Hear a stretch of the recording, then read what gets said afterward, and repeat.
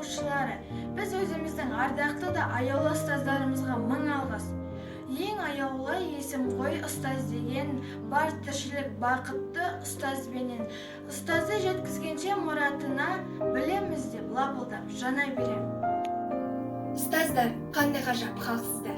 Шәкіртті шыңдай білген алпысыздар, жан біткен жанарына күн сыйлаған, күндей боп күлімдеген жарқсыздар.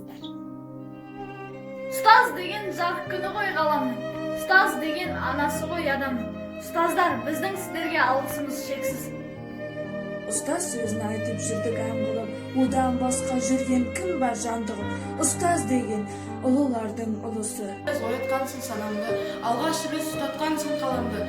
Сол үшін де мәңгілік сыйлап өтермін, түсіндірген жаман менен жақсыны. Ұстаз деген жарық күні ғаламның, ұстаз деген анасы ол адамның. Бүкіл әлем ойындайды егін, сенде olan адам бол.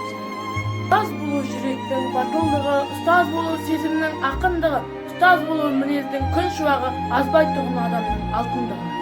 Нұры төккен көк аспан күмбезінен, күлімдеуің оқсайды күн көзіне, қолда болса ұстаздарға солар ем, әлемдегі бар сіздерге.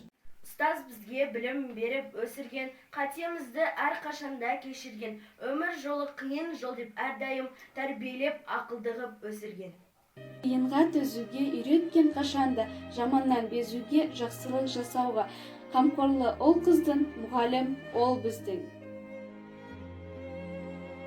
Елімізде болып жатқан төтенше жағдайға қатысты біз қашықтықта білім алудамыз. Аяулы Алтынұя мектебіміздің аса қадірменді жан Ләззат Керімбайқызы басқаруда.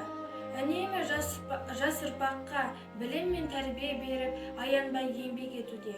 Сондай-ақ Жұлдыз Жұмабекқызы мен Клара Тоқтасынқызы да мектептің ілгерілеуіне еңбектері өлшеусіз. Осы орайда Абай атындағы орта мектептің барлық ұстаздарына шексіз ризашылығымызды 7-ші сынып оқушылары білдіреміз. Алғыс айтамыз. Мың алғыс сіздерге, ардақты ұстаздар.